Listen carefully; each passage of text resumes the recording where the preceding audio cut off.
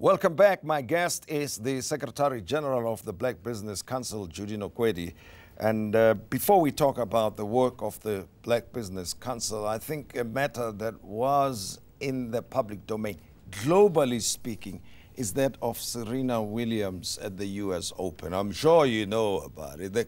As it happens, it was in Australia where they drew that cartoon and published it. But what did you make of the coverage of that story, the incident itself, and the consequent coverage?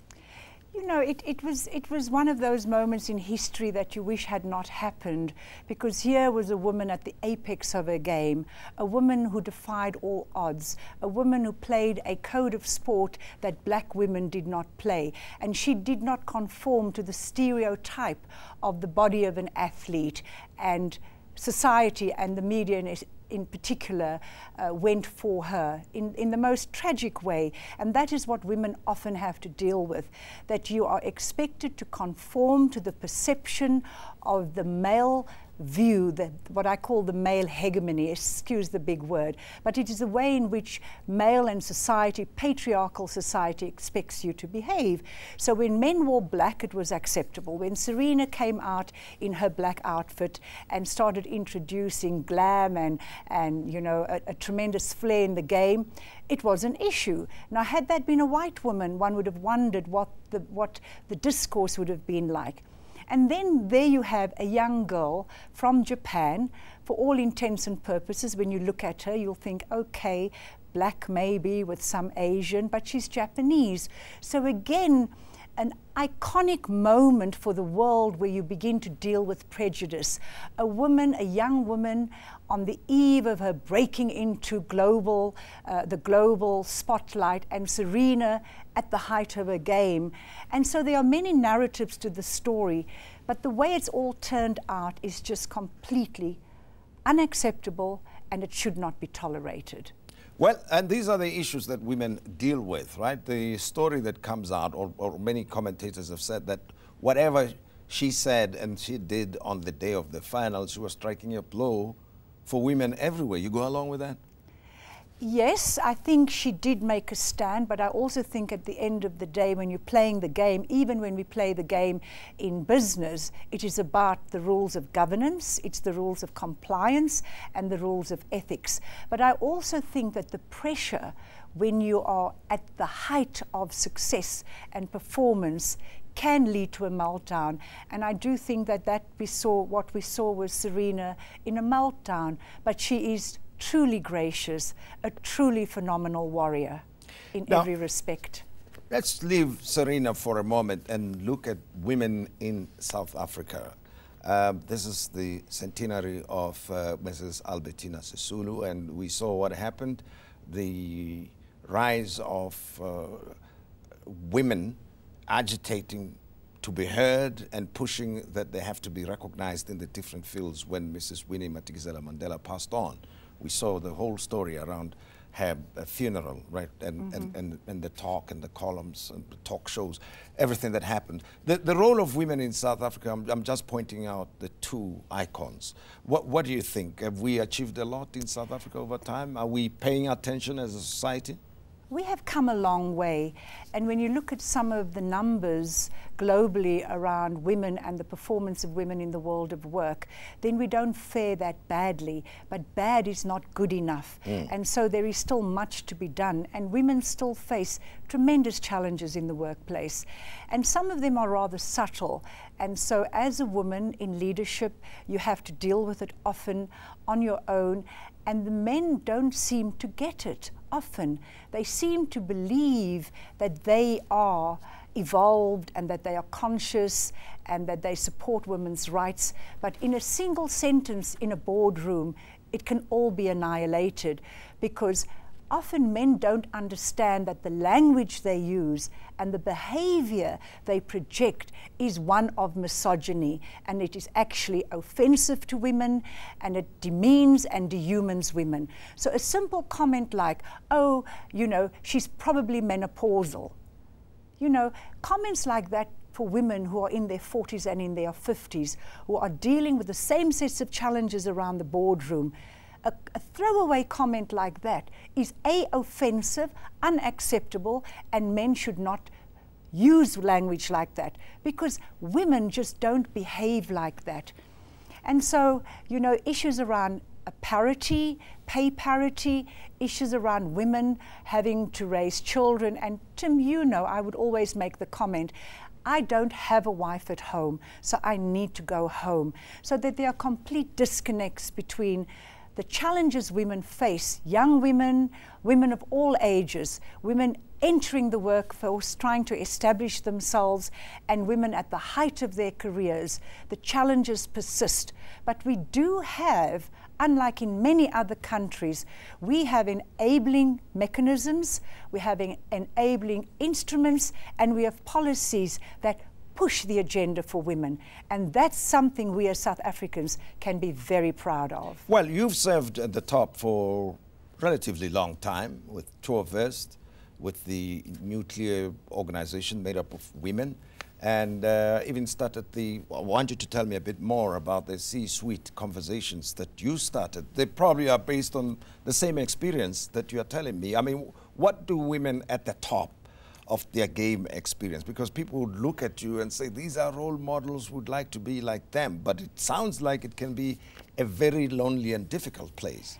I think it's tough for men at the top as well, and it's lonely for men at the top as well, because business is tough.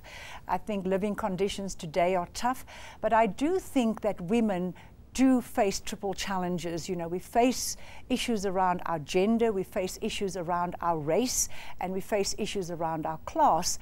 And so often when I talk about class issues and race issues, you know, in the world of work, often there is people share a commonality, either by virtue of you grew up in the same communities, you went to the same schools, you went to the same high schools.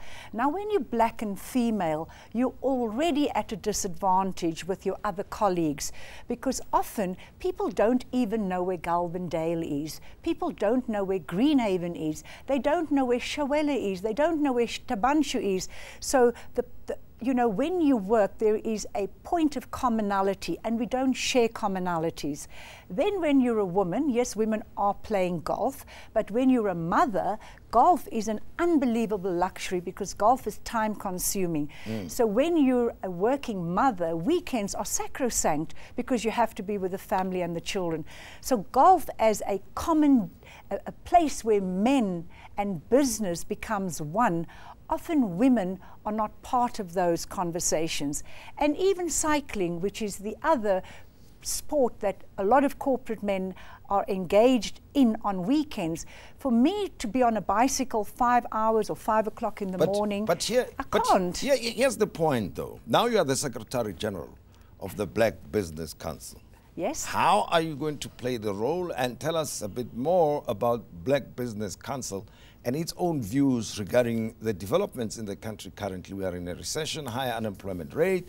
I could come up with any story that comes from the economic environment, and most of the indicators are very negative. What's your view? So here is my take. Firstly, my role or my appointment into the BBC has come by virtue of what I do in the business world. And I happen to be in one of the sectors that in many ways, it's the new mining, it's new manufacturing, it's the new sector, it's the tourism sector.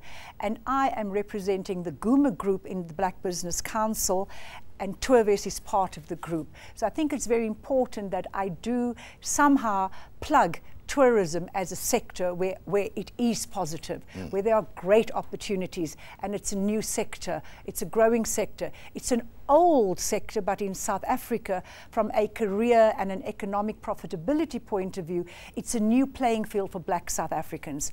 So whilst on the one hand, there is doom and gloom, I think it's important for us as South Africans to realize that a lot of what we are encountering is part of our doing and also not part of our doing.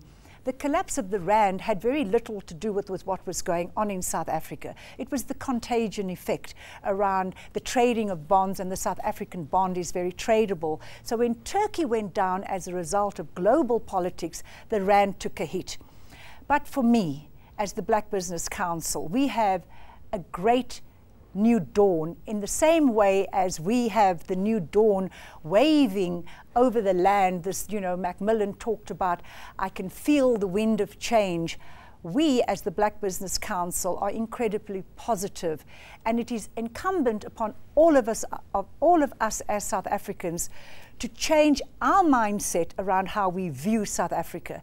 There is a lot wrong, but we also have so much going for us. But then the contribution that Black Business Council is going to make to the success or otherwise of the country and your relationship with government and policy formulation at this stage, and even the road ahead, how do you see the role of your organization?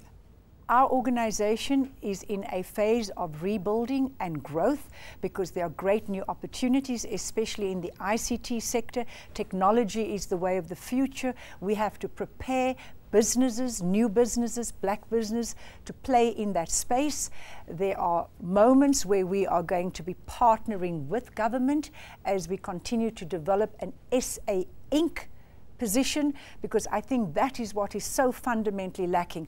I've worked with the French, and when I went anywhere with the French president, we played the game of France Inc. And that's something I will take into the Black Business Council, that when we go out onto the playing field as South Africa, we go as one. It is SA Inc. And we have to rebuild. And my personal contribution in terms of what has always been the bane of my existence has been one of ethics and integrity. And if we can all begin to work around a philosophy that there is enough to share for all South Africans, and we must ensure representation and inclusivity. But there's a mood of despondency on the basis of the experience of citizens out there, right? I've mentioned, obviously, the indicators in the economy. You've referred to some of them. When you look ahead over the next 6 months, short term to medium term, what do you see, and what can or will Business Council bring to the party? I think as the Black Business Council, we are committed to unlocking with government the infrastructure rollout. We have a great plan. We need to go back to the plan, and that's part of what we have to do, and say, this plan needs to be actioned. Government is the single biggest procurer. And if we begin to procure goods and services as we build infrastructure, for me, the future looks not naively, blindly optimistic, but realistically optimistic.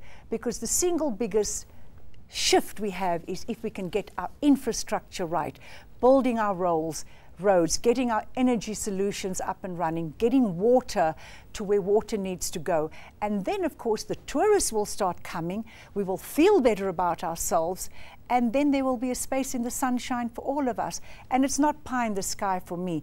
Yeah. I come from Tuawes, and I can see our growth as a corporation.